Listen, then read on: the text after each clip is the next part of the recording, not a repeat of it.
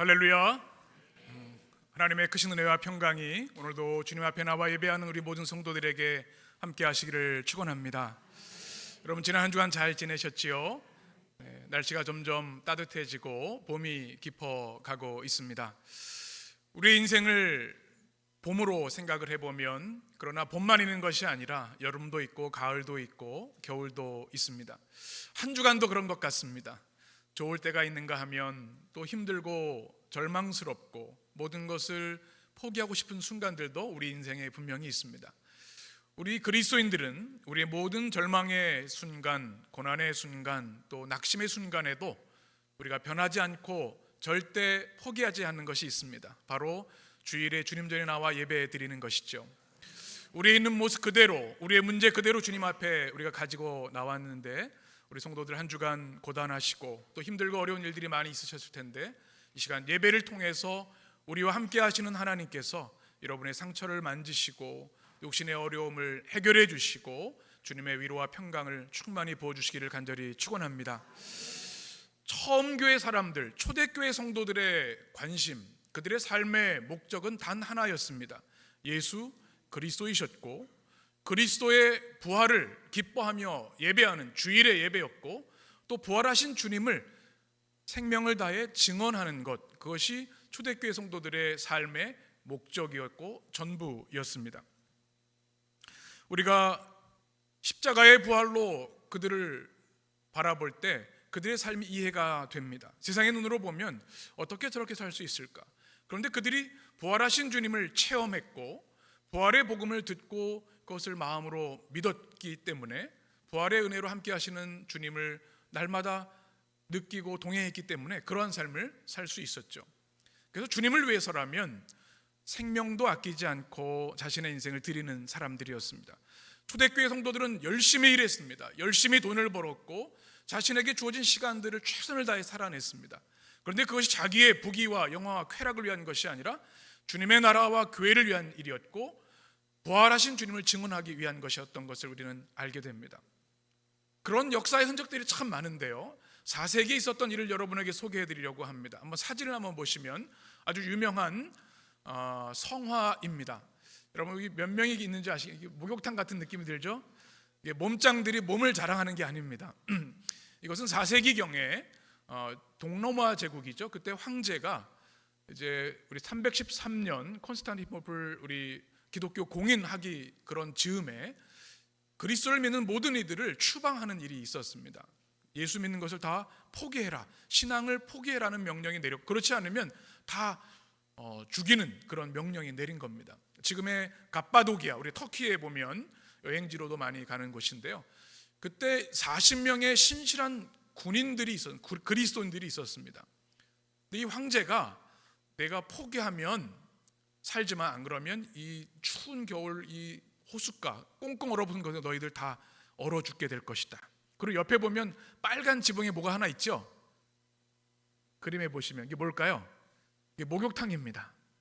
그러니까 몸이 얼어 죽는 그 겨울에, 한겨울에 너희가 예수 그리스도를 믿는 걸 포기하면 이 따뜻한 목욕탕에 들어가게 해주겠다. 그런데 한 명이 들어갔죠. 그래서 그들이 이 들어가기 전에 이런 찬양을 했습니다. 한번 자막을 한번 보여주시면 한번 같이 읽겠습니다. 우리는 그리스도를 위한 40인의 선한 군인, 40인의 선한 순교자라네. 아멘. 다시 한번 또 그림을 좀 보여주시면 이렇게 3일 동안 추운 그 고통을 이기면서 찬양을 했습니다. 그런데 아까 말씀드린 한 명이 너무나 힘들어서 주님을 부인하고 이 목욕탕에 들어간 거예요. 유혹에, 배교의 유혹에 넘어간 거죠. 그런데 보면 또 한 사람이 뭔가 빨간 옷을 바로 가지고 있는 사람이 있어요. 이 사람이 누구냐 하면 바로 로마의 군인인데, 이 사람들을 지키다가 잠시 꿈을 꾸게 됩니다. 그때 천사장이 나타나서 이 순교를 결심한 이들의 머리 위에, 여기 위에 보시면 동그란 게 떠 있는 게 보이실 거예요. 그게 면류관입니다. 면류관을 씌워주시는 것을 꿈을 통해 보게 됩니다. 그래서 그가 내가 예수님을 믿고 따르겠습니다. 로마 군인의 그 신분을 버리고 그리스도인이 되기로 결심합니다. 그래서 원래는 40명에서 39명으로 됐다가 다시 40명이 되었고, 이들이 결연한 의지로 그들의 믿음을 포기하지 않고 순교의 자리에 나가게 됩니다. 그리고 그들을 기념하기 위해서 이렇게 그림을 가지고 지금도 역사를 통해 전해 내려오고 있습니다. 그리고 이들의 순교를 통해서 더 이상의 기독교 박해가 없어지고 그들이 자유롭게, 믿음의 후배들이 자유롭게 하나님을 예배할 수 있는 그런 놀라운 역사가 일어나게 된 것이죠. 이런 질문을 하게 됩니다. 여러분 같으면 만약에 저런 상황에 놓이면 어떻게 하시겠습니까? 대답은 하지 마시기 바랍니다. 저는 추위를 못 견뎌요. 그런데 이들이 어떻게 인간의 가장 기본적인 욕구, 살고자 하는 것, 이 추위를 견디고 믿음을 지킬 수 있었을까? 단 한 가지 이유입니다. 그들은 부활을 실제로 믿었던 겁니다. 죽음 후에 주님이 성경에서 약속하신 부활의 복음을 확실히 믿었기 때문에 죽음을 두려워하지 않은 것이죠. 그래서 우리가 기독교 신앙을 갖는다고 하는 것은 이 부활 신앙을 바르게 갖는다는 그런 것과 동일한 동의어입니다. 우리가 믿음 생활을 할 때 잘해야 합니다. 바르게 해야 합니다. 그저 종교 생활을 해서는 주님의 제자가 될 수가 없습니다. 진정한 신앙생활의 시작은 바로 십자가와 부활을 만나야 하고 그 부활 신앙이 분명해야 되는 것이죠. 우리가 죽음을 두려워하지 않을 때, 죽음 후에 하나님의 심판과 하나님 나라가 있다는 것을 알 때 오늘의 우리의 모습이 달라질 수 있는 것이지, 그 믿음이 없으면 우리는 우리 육성에 따라서, 습관에 따라서 살아갈 수밖에 없기 때문에 그렇습니다. 그렇기 때문에 이 부활의 복음은 너무나 중요합니다. 역사적으로 보면, 교회 역사들을 보면 부활 신앙을 가진 사람들은 눈빛이 다릅니다. 여러분 옆에 있는 분 눈을 한번 보시겠어요? 어떻게 빛이 나시죠? 우리 그리스도를 믿는 사람들은, 부활을 믿는 사람들은 눈에서 빛이 나야 하는 줄 믿습니다. 어떤 그런 분들이, 제가 청년 사역할 때 생각을 해보면, 주일 예배 드릴 때 어차피 예배 드리는 시간은 내가 어머니 때문에 가야 되니까, 견뎌야 되는 시간이니까 밤새 즐기다가 예배 시간에 너무 힘든 상태로 이 눈이 그냥 풀려가지고 이런 경우가 있어요. 그런데 부활의 사람들은요, 일주일의 시간 속에서 가장 좋은 컨디션으로 예배를 드립니다. 우리가 거룩한 산 제물이기 때문에 그래요. 우리 삶의 목적 자체가, 삶의 내용 자체가 달라지는 것이죠. 하루를 살아도 주님 주신 그 은혜와 부활의 영광을 위해 살아가게 되는 것이죠. 그래서 우리가 믿음 생활을 새롭게 하기 위해서, 내가 변화되기를 원하고 영적으로 성장하기를 원하고 진짜 그리스도인이 되기를 원한다면 그리스도의 부활에 대한 복음을 반드시 바르게 정립해야 합니다. 그래서 우리가 부활절 이후로 고린도전서 15장 부활장의 말씀을 나누고 있습니다. 이 말씀은 굉장히 어려운 말씀입니다. 신학자들도 정말 평생을 공부하는 말씀, 한 달 동안 나눌 수 있는 말씀이 아니에요. 몇 주가 걸려요. 이 말씀들을 잘 여러분 마음에 새기시고, 내가 기독교인으로 사는데, 신앙생활 지금 몇 년 했는데 이 부활에 대한 확실한 성경적 믿음이 정립되시기를 주의 이름으로 축원합니다. 바울은 그래서 이 고린도 교회의 많은 문제의 원인은 다른 것이 아니라고 생각을 했습니다. 교회 안에 분쟁이 있었고요, 당파가 있었습니다. 그리고 온갖 신비주의들이 있었고, 또 세속적인 타락의 모습들이 있었고, 성적인 문제들이 일어나기 시작해서 그 원인이 뭐냐? 더 깊이 들어가면 이들이 부활신앙이 흔들리고 있는 거예요. 부활을 제대로 믿지 않는 거예요. 우리 죽음 후에 있을 하나님의 세계에 대한 확신이 없으니까 이 세상의 풍조 따라 살아가는 겁니다. 그냥 사람들의 시대 정신에 따라서 즐기는 삶을 살아가는 것이죠. 그래서 바울은 그리스도의 부활이 그냥 만들어낸 이야기가 아니라, 동화가 아니라 역사적 사실이라는 얘기를 말씀했습니다. 복음의 사동사 기억하시죠? 그리스도께서 우리의 죄를 위해 죽으셨습니다. 그리고 무덤에 장사되셨습니다. 그리고 다시 사셨습니다. 그리고 나타나셔서 보이셨습니다. 이 복음의 사동사라고 말씀드렸죠. 그리고 나서 부활의 증인 목록을 고린도전서 15장에 쭉 나열을 합니다. 그리고 칠삭동이 같은 나 자신도 다메섹에서 주님이 만나셔서 부활의 주님을 내가 만났다. 그러니 그리스도의 부활은 역사적 사실이다, 이렇게 말씀해 주었습니다. 그리고 이제 하는 논지가 뭐냐면, 주님의 부활과 나와 무슨 상관이 있느냐는 이야기입니다. 내가 주님을 믿는데, 주님이 부활하신 걸 내가 알겠는데, 그럼 나는 주님을 믿는 그 그리스도인들, 성도들의 부활은 어떻게 되느냐? 그래서 우리가 지난주 나눈 말씀, 우리 같이 자막을 한번 보실까요? 그리스도께서 어떻게 해요? 잠자는 자들의 첫 열매가 되셨도다. 바울은 이 부활의 확증을 주고 있는 거죠. 우리 20절 같이 읽습니다. 그러나 이제 그리스도께서 죽은 자 가운데서 다시 살아나사, 아멘. 첫 열매 아파르케라는 단어에 대해 지난주에 설명을 해드렸습니다. 동질성과 연속성이 있다고 말씀드렸죠. 그리스도의 부활과 동일한 부활을 우리가 갖게 될 것이고, 그리스도 안에 있는 자들은 베드로뿐만 아니라 오늘의 우리, 앞으로 올 모든 그리스도인들도 동일한 연속성의 부활을 체험하게 된다. 아파르케라고 하는 단어는 어떤 말이죠? 착수금 또는 다운 페이먼트라고 말씀드렸습니다. 보증금입니다. 우리가 집을 살 때 10분의 1을 딱 내면 그 집이 내 것이 되잖아요. 갚아나가는 걸 믿고, 그리스도께서 우리에게 그 부활을 보증금으로 주셨기 때문에 우리에게 완전한 부활이 이르게 된다고 하는 믿음, 이것이 바로 아파르케, 첫 열매라는 말씀을 드렸습니다.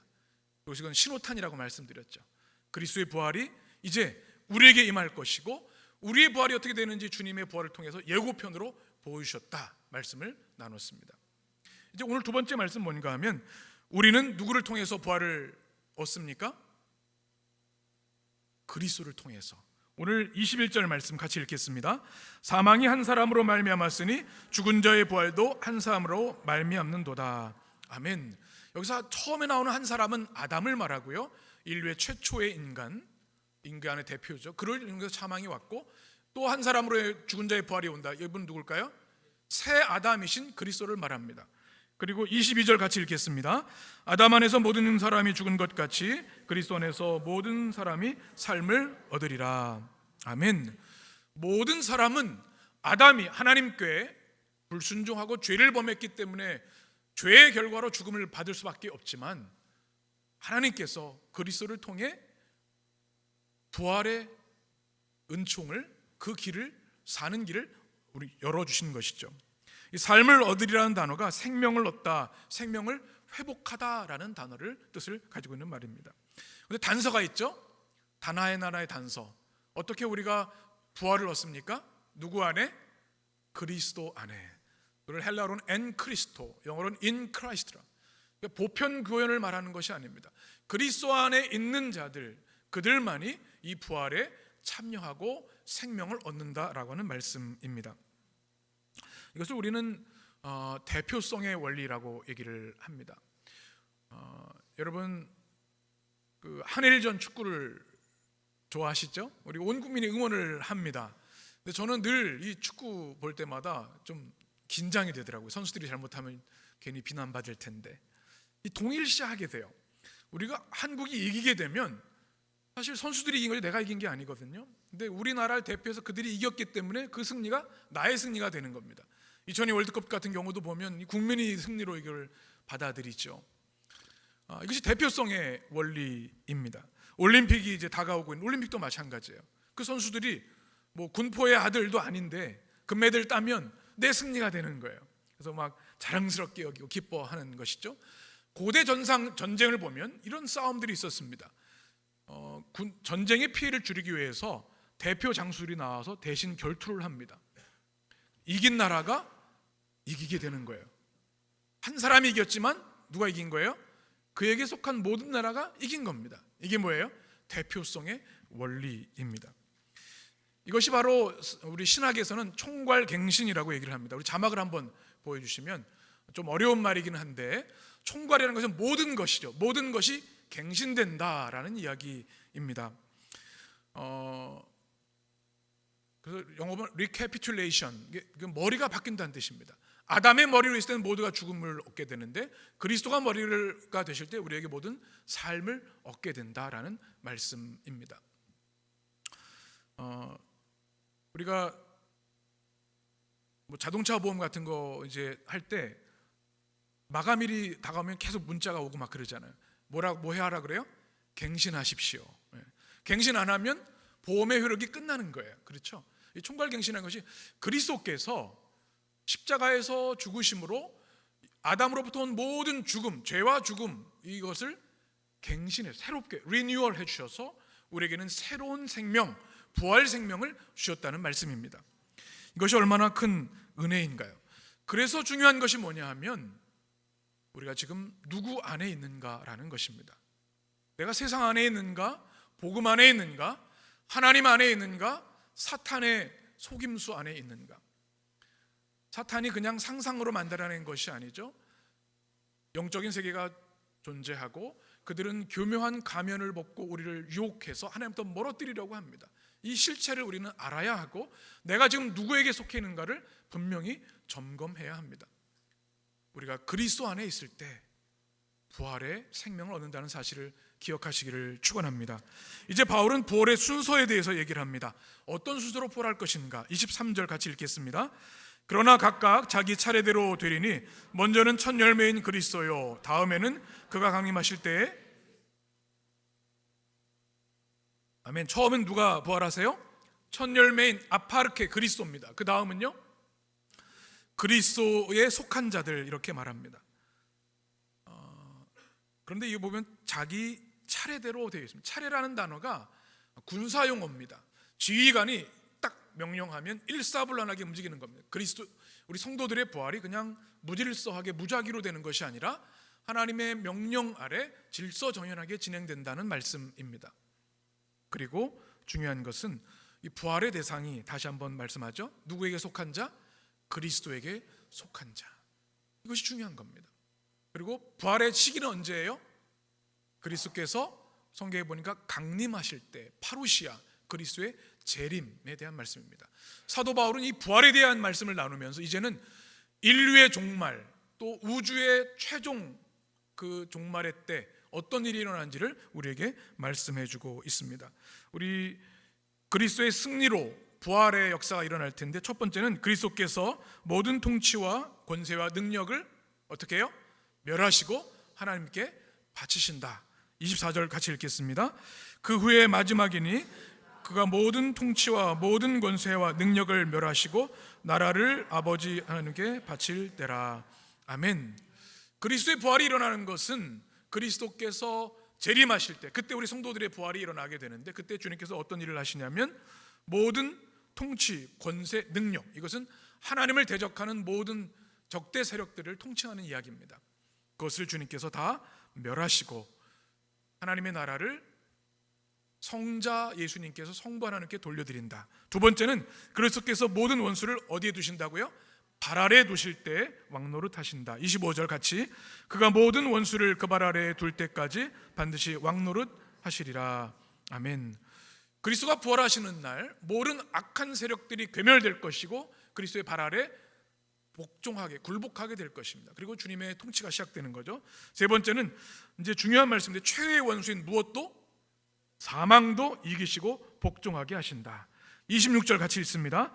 맨 나중에 멸망받을 원수는 사망이니라. 아멘. 우리 주님께서 부활하실 때, 재림하실 때 모든 권세들, 하나님 대적하는 것들이 다 굴복되게 되는데, 마지막 남은 원수가 뭐예요? 사망, 죽음. 이제 다음 주에 우리가 부활체에 대한 말씀을 나눌 텐데, 네크로스라고 하는 단어, 이 사망, 이것 또한 주님께서 완전히 그때는 정복하신다. 주님이 부활하셨지만 우리에게 여전히 죽음이 있습니다. 그렇죠? 우리가 주님을 믿어도 죽습니다. 그러나 마지막 때 그리스도께서 재림하시고 최후 승리를 이루실 때 마지막 원수인 죽음조차도 정복하신다. 주님이 이렇게 말씀하시는 거죠. 디모데후서 1장 10절의 말씀 같이 읽겠습니다. 이제는 우리 구주 예수 그리스도의 나타나심으로 말미암아 나타났으니 그는 사망을 패하시고 복음으로써 생명과 썩지 않을 것을 드러내신지라. 아멘. 누가 사망을 패하셨어요? 그리스도께서. 이것이 바로 그때 일어나는 것입니다. 그리고 28절에 보면 그때 하나님이 만유의 주가 되신다. 28절 보면 후반절에 이는 하나님이 만유의 주로서 만유 위에 계시려 하심이라. 아멘. 주님의 십자가 부활을 통해서 주님의 역사가 시작되었고, 이제 주님의 재림을 통해서 완전한 하나님 나라가 완성되는 그 대서사시 같은 말씀을 오늘 고린도전서 15장에서 말씀해주고 있습니다. 이 얘기를 하면서 바울은 굉장히 재미있는 이야기를 하나 하게 됩니다. 29절 말씀을 같이 읽겠습니다. 만일 죽은 자들이 도무지 다시 살아나지 못하면 어찌하여 그들을 위하여 세례를 받느냐. 아멘. 고린도 교회 당시에 이런 사람들이 있었습니다. 나는 그리스도의 부활을 믿지 않습니다. 죽은 자의 부활이 어떻게 가능합니까? 그들은 헬라 철학의 세례를 받은 사람들, 이원론, 이데아를 가진 사람들이었기 때문에 죽은 자의 부활을 믿지 않았던 거죠. 그런데 그들이 하는 또 하나의 행동이 뭔가 하면 자신이 사랑하는 가족이나 친구가 세례받지 않고 죽었을 때 대신 세례받는 대리 세례를 행했다는 겁니다. 뭐예요 이게? 모순이죠. 어불성설이죠. 그러니까 그들이 부활을 믿지 않는다고 하면서 대리 세례를 받는다는 이야기는 그들도 부활을 믿는다는 이야기입니다. 예수 믿지 못하고 또 세례받지 못하고 죽었지만 내가 그를 위해 대신 세례를 받으면 그도 구원을 받고 영생을 얻겠지, 천국에 가겠지, 그런 마음, 기대를 가지고 했다는 거죠. 그들의 모순을 지적하고 있는 말씀입니다.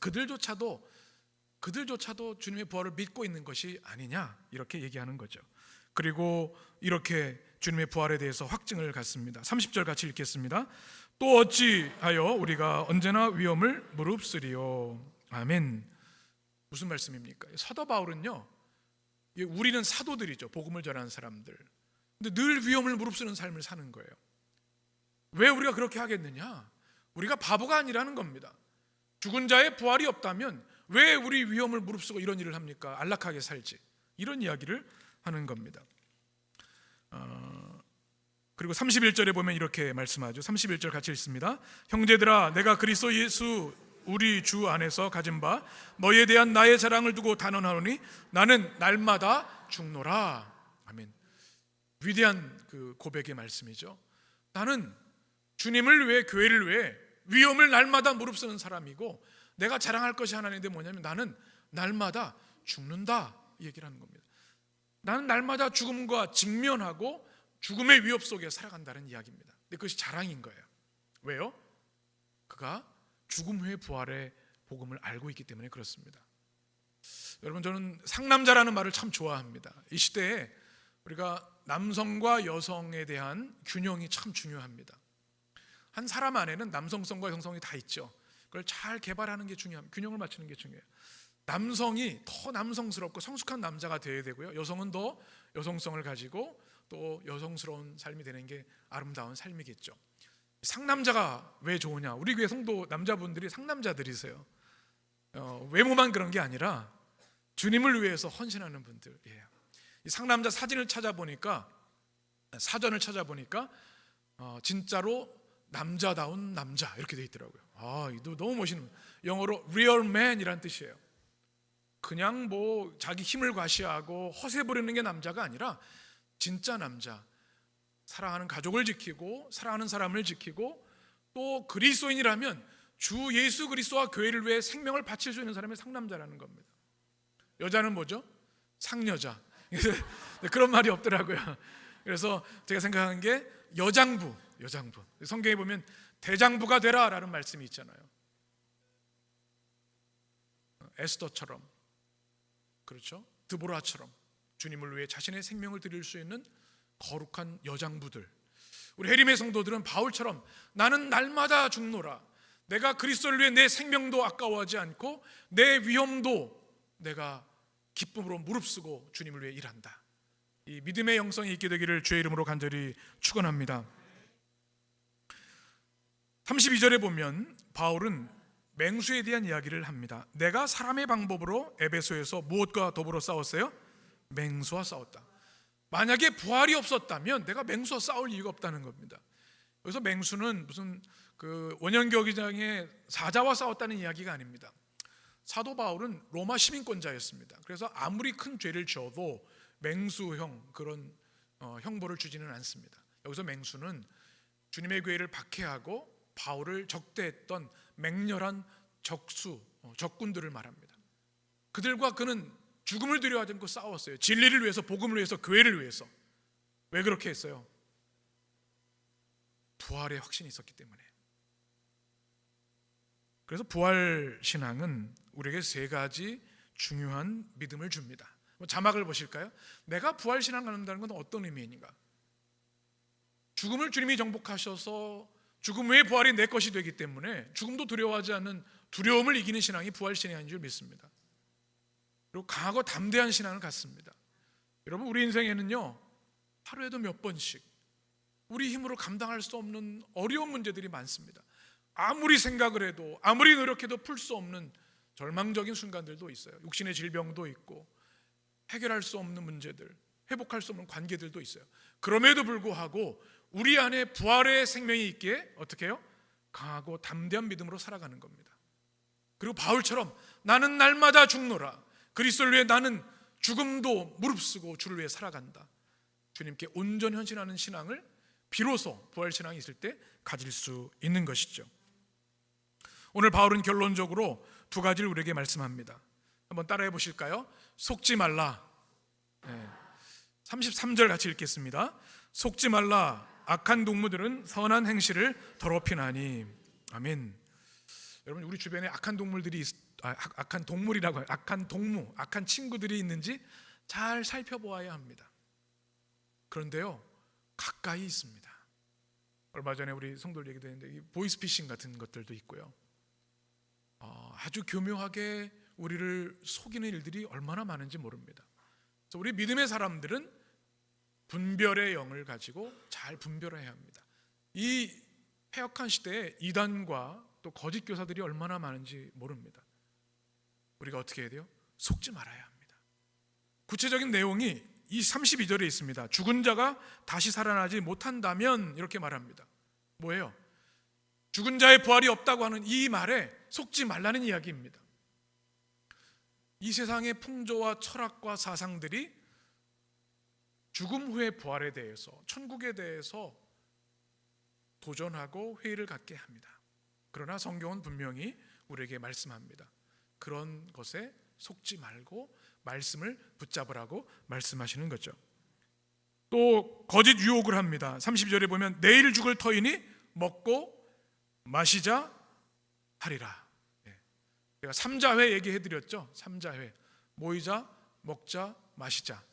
이런 아주 목적, 우리가 뭐죠? 그 미션 스테이트먼트가 아주 확실한 사람들의 모임이 있는 걸 들었어요. 근데 우리 시대의 모습 같지 않습니까? 어차피 죽으면 다 끝인데 대충 살아. 또 젊을 때 노세 젊어서 노세. 신앙생활 나중에 죽기 전에 잘하면 천국 가. 그것이 아니라 우리는 매 순간이 종말론적인 하나님의 부르심의 나라를 기억을 하면서 정결하게 성결하게 살아가야 되는데, 그들이 뭐라고 하냐면 내일 죽을 터이니 먹고 마시자. 주님의 엄중한 심판이 있고 죽음 후에 부활이 있다는 사실을 교묘하게 속이는 이 시대의 풍조에 우리는 속지 말아야 할 줄 믿습니다. 그리고 두 번째로 깨어 의를 행하고 무엇을 짓지 말라?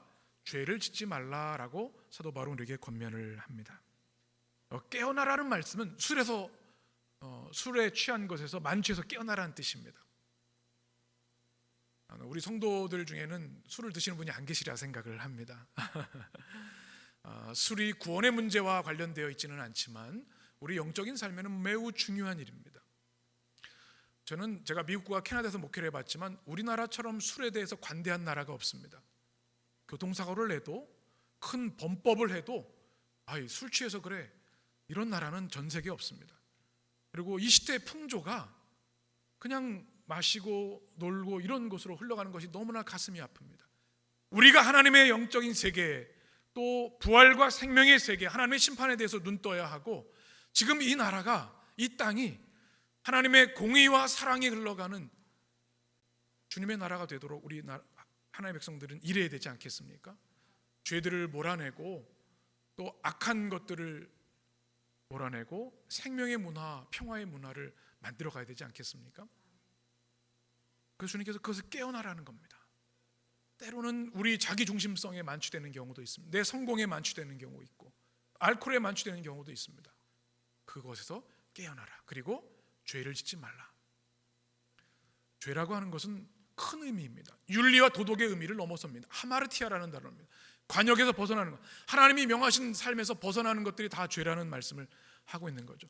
그래서 이 세상에 부활을 부재하는 것에 속지 말고 깨어서 죄를 짓지 말고 의를 행하라고 하는 주님의 엄중한 말씀을 우리는 아멘으로 받아야 할 줄 믿습니다. 제가 지난주에 여러분 기도 부탁드린 것처럼 감리교 일용연수원에 다녀왔습니다. 사진을 한번 보여주시면 설교자의 글쓰기라고 하는 세미나에 참석을 했습니다. 저도 운영위원으로 있어서 진행을 했는데요. 좋은 우리 선배 목사님들을 통해서 큰 설교에 대한 은혜와 도전을 받고 왔습니다. 일영에 보면 이게 연수원이 있습니다. 참 아름답습니다. 참 은혜 받는 시간이었는데요. 안타깝게도 수요일 아침에 참석하셨던 목사님 중에 한 분이 갑자기 소천을 하셨어요. 그 전에 바로 같이 대화도 하고 또 같이 수업도 들었던 목사님이 50대 중반밖에 되지 않으셨는데 하나님의 부르심을 받아서 너무나 안타까운 마음으로 기도하고 앞으로 하실 일들도 많고 목회사역도 하셔야 되는데 안타까운 마음이 들었습니다. 그러면서 제가 마음속에 다시 한번 깨달은 것이 있습니다. 결코 우리의 죽음은 멀리 있지 않다는 사실입니다. 우리가 잊으려 하고 잊고 살 뿐인 것이죠. 그래서 우리가 기독교 신앙을 갖는다고 하는 것은 분명한 성경적 사생관을 갖는 것입니다. 내가 무엇을 위해 살아갈 것이고 무엇을 위해 죽을 것인가, 이 가치를 그리스도의 복음에서 발견하는 사람들이 바로 그리스도인들입니다. 죽음은 사람들을 슬프고 공포에 떨게 합니다. 때로는 허무주의와 현세주의로, 때로는 세속주의와 쾌락주의로 우리를 유혹합니다. 그런데 그리스도인들은 이 죽음에 대해서 다르게 바라봅니다. 여러분 오늘 말씀을 통해서 꼭 이 부활의 복음을 들으면서 두 가지를 꼭 기억하시기 바랍니다. 첫 번째, 천국의 복음을 가진 사람들입니다. 그리스도인들이 누구라고요? 천국의 복음을 가진 사람들이. 이건 제 얘기가 아닙니다. 예수님이 하신 말씀입니다. 요한복음 14장 같이 읽겠습니다. 너희는 마음에 근심하지 말라. 하나님을 믿으니 또 나를 믿으라. 내 아버지 집에 거할 곳이 많도다.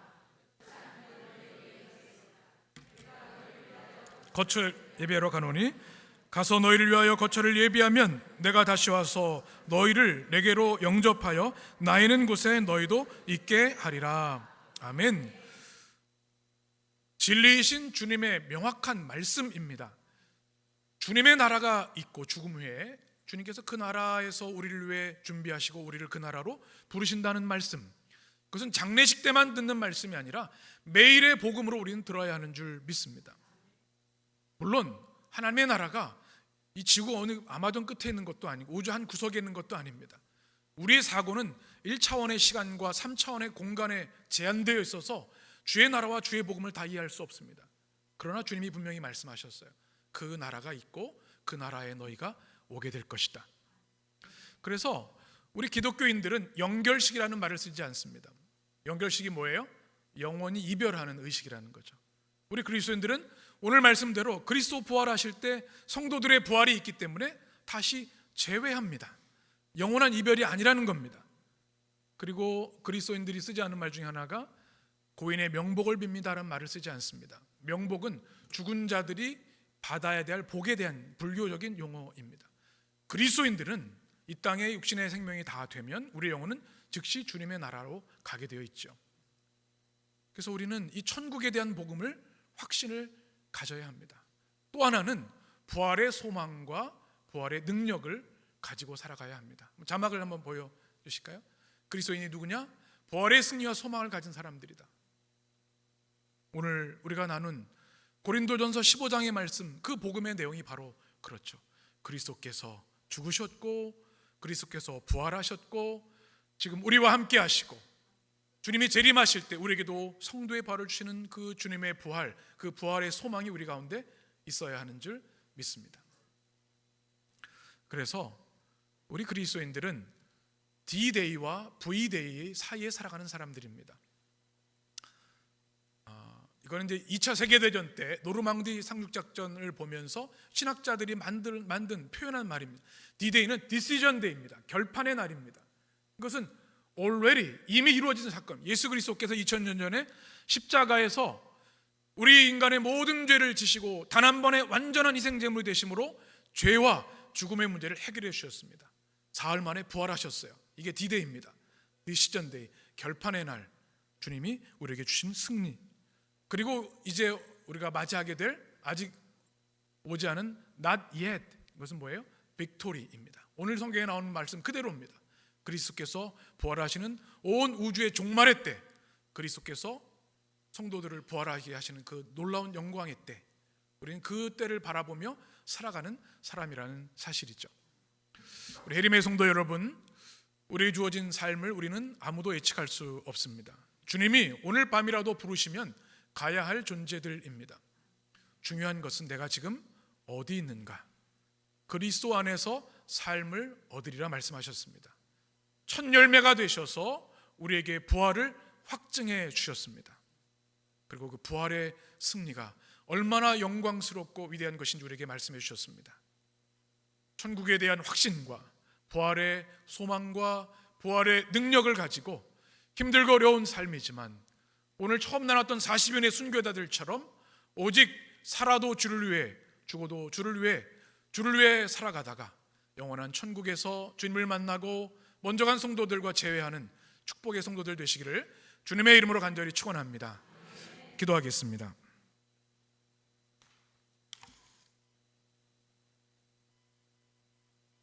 생명의 주 하나님, 오늘도 우리 예배 가운데 임재하셔서 우리의 찬양과 기도를 받으시고 말씀 가운데 역사하심을 감사드립니다. 주님이 주의 종에게 맡기신 말씀을 선포하였습니다. 말씀의 씨앗이 우리 성도들의 심령에 심겨졌사오매 돌짝밭이 아니라 가시덤불이 아니라 좋은 밭이 되어서 그 말씀이 30배, 60배, 100배 열매를 맺게 하여 주옵소서. 부활 소망과 부활의 복음을 우리에게 심어주셨습니다. 부활의 복음에 대한 확증을 갖고 살아가게 하시고 우리에게 주신 이 시간과 인생을 소중하고 아름답고 거룩하게, 무엇보다 주님 앞에 서는 날 너 뭐하다 왔니? 물으실 때 주님은 제가 저만 위해 살지 않고 이웃을 위해, 교회를 위해, 주 예수 그리스도의 나라를 위해 살다 왔습니다. 고백할 수 있는 부활의 성도들 되게 하여 주옵소서.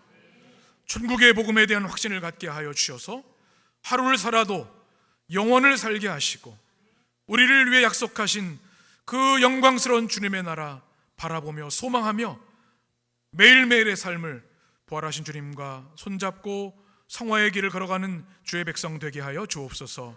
예수님의 이름으로 감사하며 기도합니다. 아멘.